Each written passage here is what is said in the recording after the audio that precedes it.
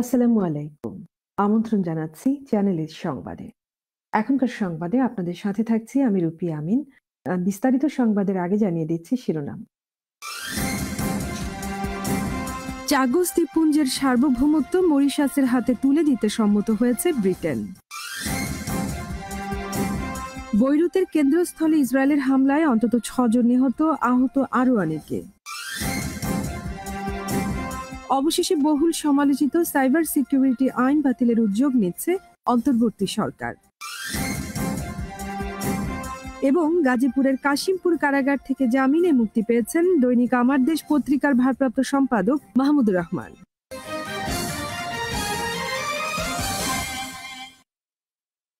শুনছিলেন শিরোনাম, এবারে চলে যাচ্ছি পুরো সংবাদে।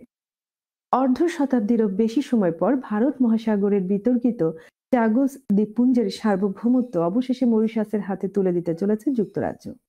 কয়েক বছরের আলোচনার পর একটি চুক্তির আওতায় ব্রিটেন দ্বীপপুঞ্জটি মরিশাসের কাছে হস্তান্তর করবে। চুক্তিটি এখনো চূড়ান্ত হওয়া বাকি রয়েছে, তবে দুপক্ষই যত দ্রুত সম্ভব চুক্তি চূড়ান্ত করার প্রতিশ্রুতি দিয়েছে। বিস্তারিত দেখুন ডেস্ক রিপোর্ট। এই দ্বীপপুঞ্জটি যুক্তরাষ্ট্র সরকার তার নৌবাহিনীর জাহাজ এবং দূরপাল্লার বোমারু বিমানের সামরিক ঘাঁটি হিসেবে ব্যবহার করে। বৃহস্পতিবার ব্রিটিশ প্রধানমন্ত্রী ও মরিশাসের প্রধানমন্ত্রী এক যৌথ ঘোষণায় বলেছেন, কয়েক দশক ধরে চলে আসা বিরোধের অবসান হতে চলেছে চাগস দ্বীপপুঞ্জ মরিশাসের হাতে ফিরিয়ে দেওয়ার মধ্য দিয়ে। তবে মরিশাসকে চাগস ফিরিয়ে দেওয়া হলেও এর অন্তর্ভুক্ত ছোট ও প্রবাল সমৃদ্ধ দিয়াগো গার্সিয়া দ্বীপে যুক্তরাষ্ট্র ও যুক্তরাজ্যের ঘাঁটি থেকে যাবে। This is a very, very important agreement between our countries, crucially protects the national security interests of the United Kingdom and our allies, and this has been reached in full agreement with the United States, retaining the crucial base on Diego Garcia. Also closes down a potential route for migrants. 1968 সাল থেকে যুক্তরাজ্য চাগস দ্বীপপুঞ্জ নিজেদের দখলে নিয়ে নেয় এবং এখানে বসবাসরত 1000 অধিবাসীকে জোর করে উচ্ছেদ করে। এই ঘটনার জন্য যুক্তরাজ্য পরে ক্ষমাও চেয়েছিল। It's about a sense of belongings. It's something that was robbed from me, a place that we can call home. We will be free and we will be able to participate and get back what really belonged to us. That's happiness. Mauritius সরকারের অভিযোগ ছিল, যুক্তরাজ্যের কাছ থেকে স্বাধীনতা পাওয়ার বিনিময়ে তাদেরকে বেআইনিভাবে চাগস দ্বীপপুঞ্জ ছেড়ে দিতে বাধ্য করা হয়েছে। ওই সময় ব্রিটিশ সরকার গোপনে যুক্তরাষ্ট্রের সঙ্গে একটি চুক্তিও করে ফেলেছিল, যার আওতায় দিয়াগো গার্সিয়া দ্বীপটি যুক্তরাষ্ট্রকে সামরিক ঘাঁটি হিসেবে ব্যবহার করতে দেওয়ার বিষয়ে দুপক্ষ একমত হয়েছিল। তবে পরে দ্বীপপুঞ্জটি আর কৌশলগত উদ্দেশ্য সাধনের জন্য প্রয়োজনীয় না হওয়ায় যুক্তরাজ্য এটি মরিশাসের কাছে ফিরিয়ে দেওয়ার প্রতিশ্রুতি দেয়। অতি সম্প্রতি যুক্তরাজ্য জোর দিয়ে বলে এসেছে, এই দ্বীপপুঞ্জের উপর মরিশাসের কোনো বৈধ দাবি নেই। Kamrul Hasan, channel S news desk. লেবাননের রাজধানী বৈরুতের কেন্দ্রস্থলে বৃহস্পতিবার ভোররাতে ইসরায়েলের হামলায় অন্তত ৬ জন নিহত হয়েছেন।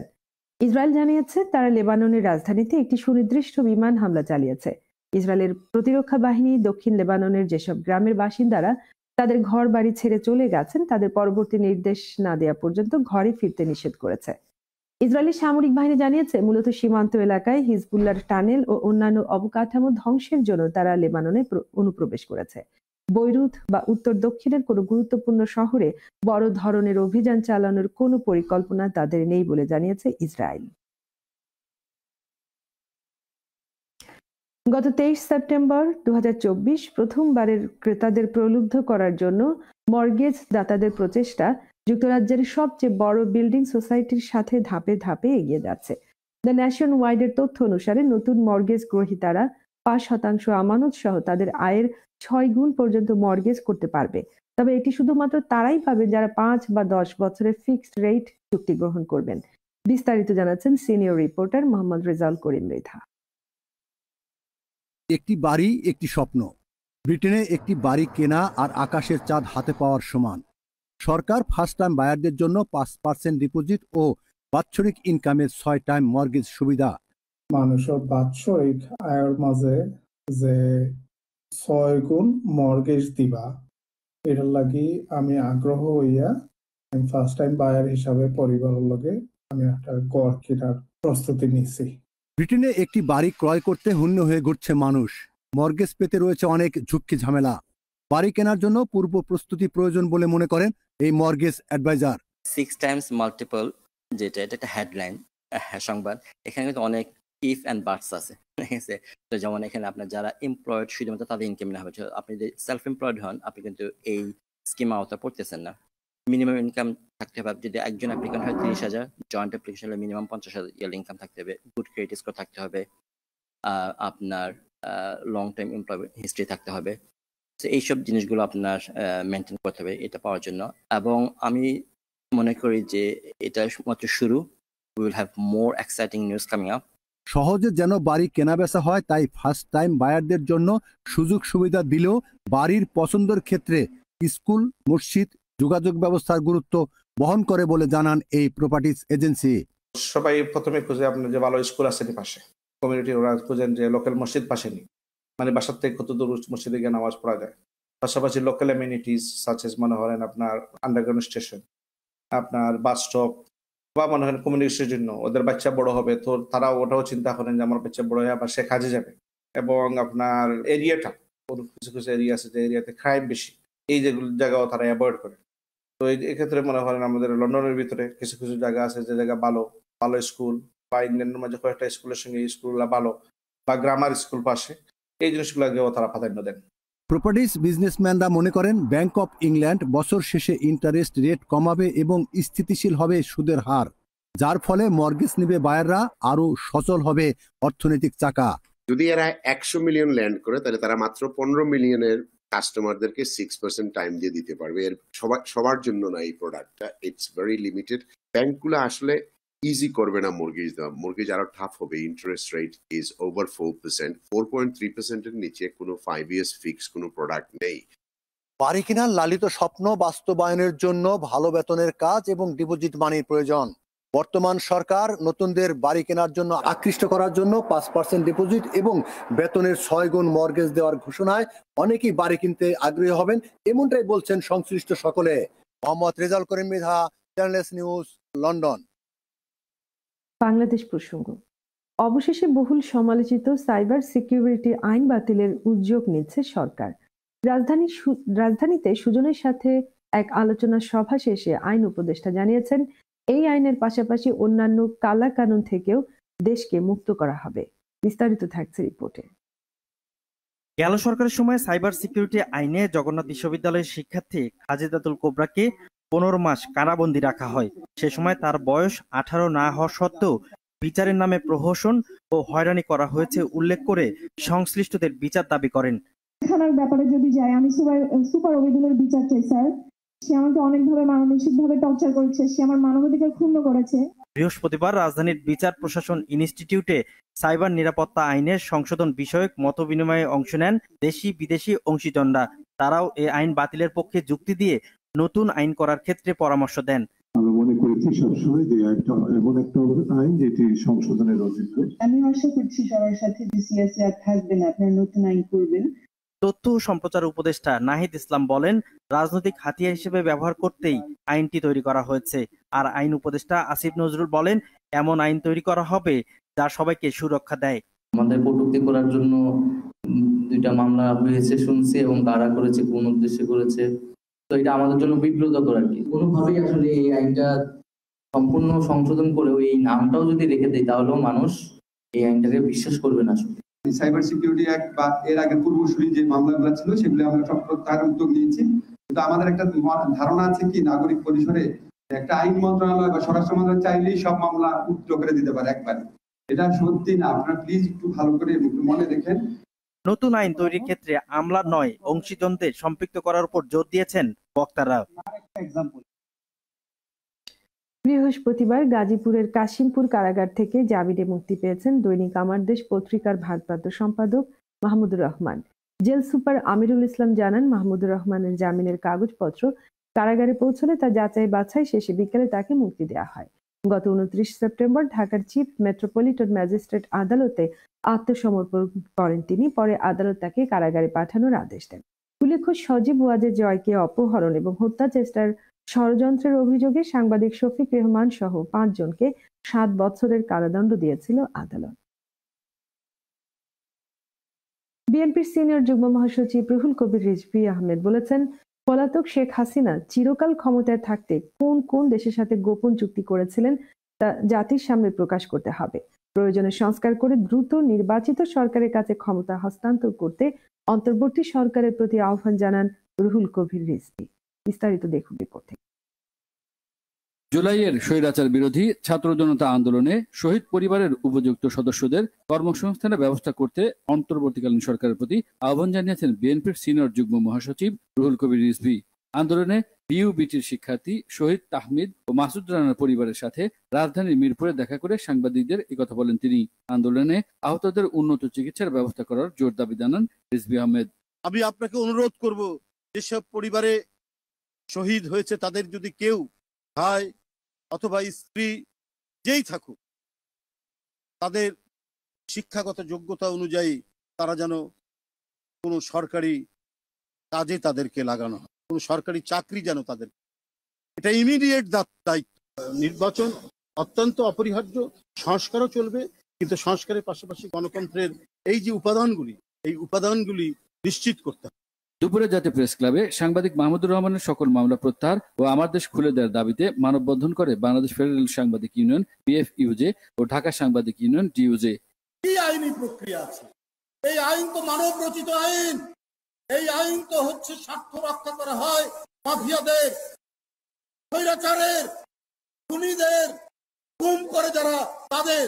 এই আইন তো একটা এক্সিকিউটিভ বডির একটা খোঁচাই এই আইন পরিবর্তন। সাংবাদিকদের বিরুদ্ধে দায়ের করা সকল মামলা প্রত্যাহার করা না হলে তীব্র আন্দোলনের হুমকি দেন সাংবাদিক নেতারা। গুমের ঘটনায় সবচেয়ে বেশি অভিযোগ র্যাবের বিরুদ্ধে। গুমের শিকার ব্যক্তিদের বর্ণনার সঙ্গে ডিজিএফআই এর আয়নাঘরের মিল পাওয়া গেছে। বৃহস্পতিবার রাজধানীর গুলশানে গুম সংক্রান্ত কমিশন অফ ইনকোয়ারি অফিসে এক সংবাদ সম্মেলনে এসব তথ্য জানিয়েছেন কমিশনের সভাপতি অবসরপ্রাপ্ত বিচারপতি মইনুল ইসলাম চৌধুরী।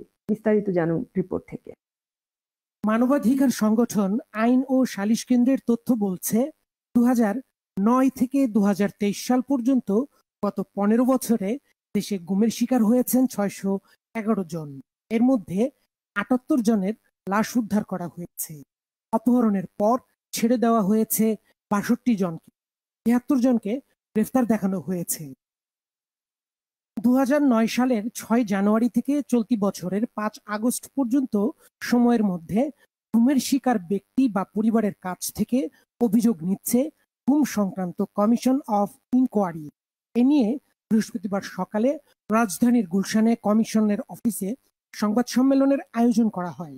সংবাদ সম্মেলনে জানানো হয়, ডিজিএফআই এর আয়নাঘর 25 সেপ্টেম্বর এবং ডিবি ও সিটিটিসির জিজ্ঞাসাবাদ কক্ষ 1 অক্টোবর পরিদর্শন করা হয়েছে। আইন আছে, আমাকে জিজ্ঞাসাবাদের জন্য আমাকে কতক্ষণ রাখবে না রাখবে, এই ব্যত্যয়গুলি যারা ঘটিয়েছেন, যে নামেই ঘটান না কেন, তারা যে বড় ধরনের একটা অপরাধ করেছেন সেটি চিহ্নিত হওয়া দরকার। অনেকগুলো গুরুত্বপূর্ণ এভিডেন্স তারা নষ্ট করে দিয়েছে ওয়ালে পেইন্ট করে, যেখানে ভিকটিমরা একসময় বলেছিল যে তাদের অনেক কথা, নাম। কমিশনের সভাপতি অবসরপ্রাপ্ত বিচারপতি মইনুল ইসলাম চৌধুরী বলেন, কমিশন অভিযুক্ত ব্যক্তি বা সংস্থার বিরুদ্ধে আদালতে কোনো চার্জশিট দিবে না, রিপোর্ট দিবে সরকারের কাছে। বেশি অভিযোগ আসছে র্যাবের বিরুদ্ধে, তারপর ডিজিএফআই এর বিরুদ্ধে, তারপর আসছে আপনার ডিবির বিরুদ্ধে, সিটিটিসির বিরুদ্ধে, যারা উঠিয়ে নিয়ে গেছে বা গুম করেছে। আমরা তো এভিডেন্স পাচ্ছি, যাদের বিরুদ্ধে অ্যালিগেশনস, যারা পারপিট্রেটরস অফ দ্য ক্রাইম, তাদেরকে তো আমরা তলব করব। সংবাদের পর্যায়ে নিচ্ছে বিরতি। ফিরে আসার পর অন্যান্য সংবাদের সঙ্গে আরো যা থাকবে। ডিসি নিয়োগে অর্থ লেনদেনে আনা অভিযোগ অস্বীকার করেছেন সচিব মোখলেসুর রহমান। এবং ফেইথ নেতারা সমাজের নানা গুরুত্বপূর্ণ ইস্যুতে ভূমিকা পালন করতে পারেন বলেছেন টাওয়ার হ্যামলেটসের নির্বাহী মেয়র লুৎফুর রহমান।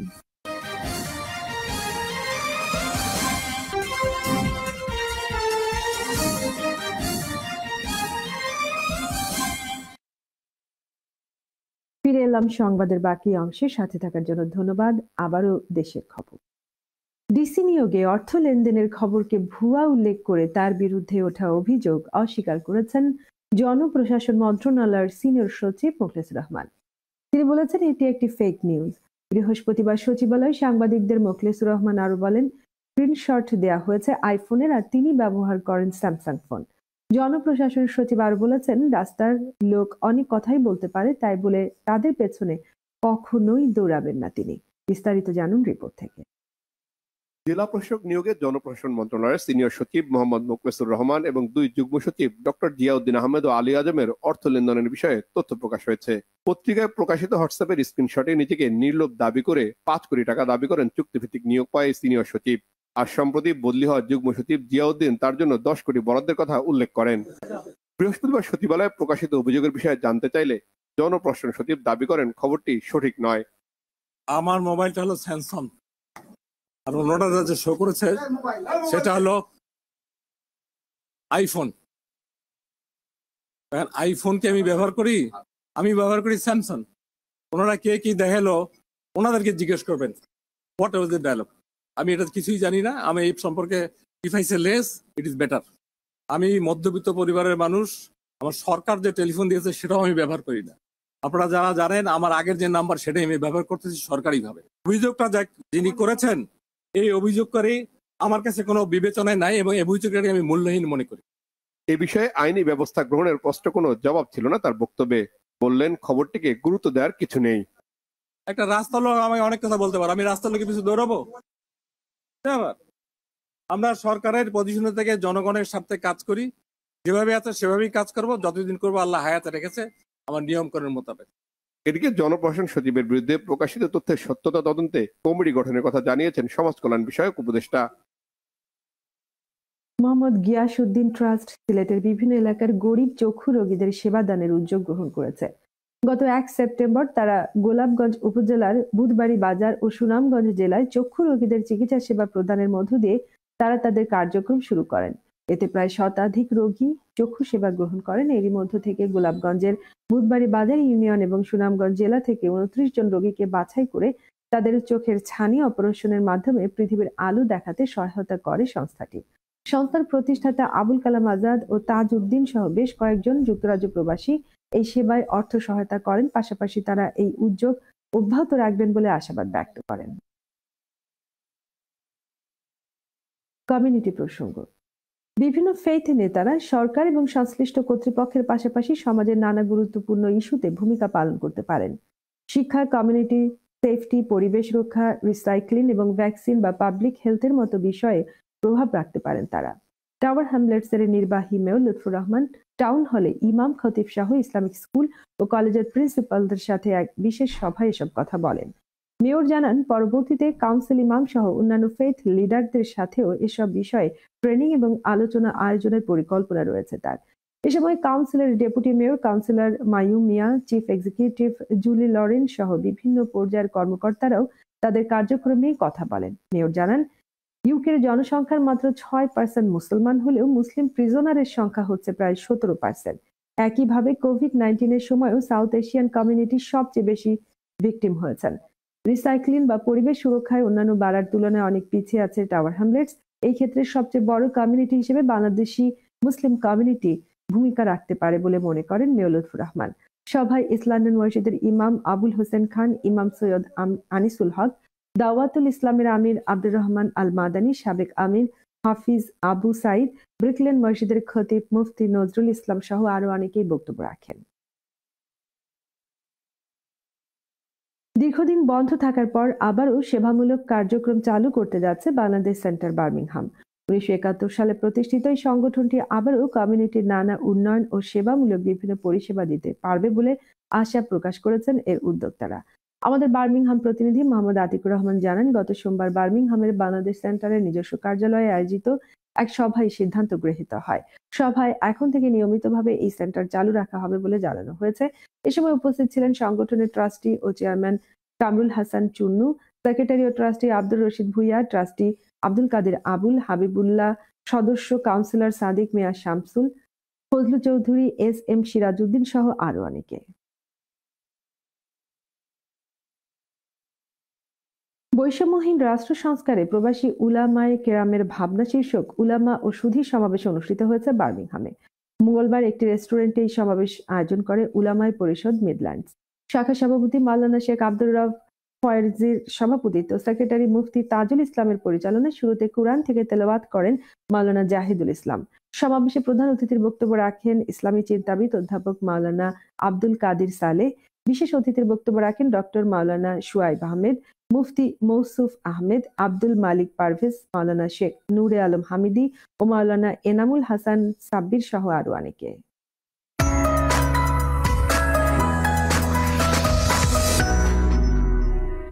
বিশ্বনাথ উপজেলা ফুটবল টিম গ্রেটার সিলেট উপজেলা কাপে টানা চতুর্থবার চ্যাম্পিয়ন হওয়ায় বিশ্বনাথ স্পোর্টস অ্যাসোসিয়েশন ইউকের উদ্যোগে এক বর্ণাঢ্য অনুষ্ঠান ও বার্ষিক অ্যাওয়ার্ড অনুষ্ঠান বুধবার এডমন্টনের একটি হলে অনুষ্ঠিত হয়েছে। বিএসএ সব প্রেসিডেন্ট ফয়েজ মিয়ার সভাপতিত্বে সংগঠনের সেক্রেটারি আনফর আলী ও ম্যানেজার খালিশ মিয়ার যৌথ পরিচালনায় অনুষ্ঠিত এই অনুষ্ঠানে বিএস এর পক্ষ থেকে বিভিন্ন বিভাগে ধারাবাহিক ক্রীড়া নৈপুণ্যের জন্য শ্রেষ্ঠ খেলোয়াড়দের হাতে পুরস্কার ও ক্রেস্ট তুলে দেন আয়োজক ও অতিথিরা।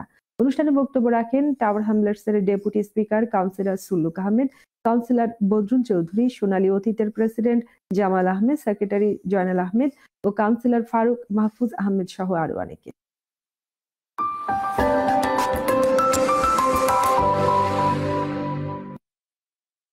শুক্রবার ব্রিটেনের আকাশ রৌদ্র উজ্জ্বল থাকবে, তবে কোথাও কোথাও মেঘলা থাকবে এবং বৃষ্টির সম্ভাবনা রয়েছে।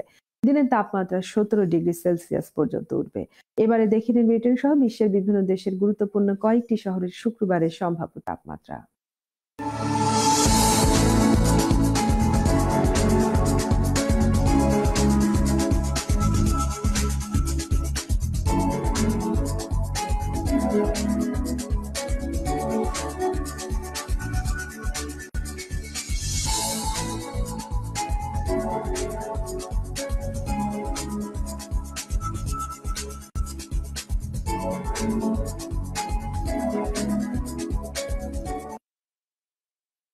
এই ছিল আমাদের এখনকার সংবাদ আয়োজন, যাবার আগে জানিয়ে দিচ্ছি শিরোনামগুলো আরো একবার। চাগোস দ্বীপপুঞ্জের সার্বভৌমত্ব মরিশাসের হাতে তুলে দিতে সম্মত হয়েছে ব্রিটেন। বৈরুতের কেন্দ্রস্থলে ইসরায়েলের হামলায় অন্তত 6 জন নিহত, আহত আরো অনেকে। অবশেষে বহুল সমালোচিত সাইবার সিকিউরিটি আইন বাতিলের উদ্যোগ নিচ্ছে অন্তর্বর্তী সরকার। এবং গাজীপুরের কাশিমপুর কারাগার থেকে জামিনে মুক্তি পেয়েছেন দৈনিক আমার দেশ পত্রিকার ভারপ্রাপ্ত সম্পাদক মাহমুদুর রহমান। এতক্ষণ সাথে থাকার জন্য সবাইকে ধন্যবাদ জানিয়ে বিদায় নিচ্ছি। আল্লাহ হাফেজ।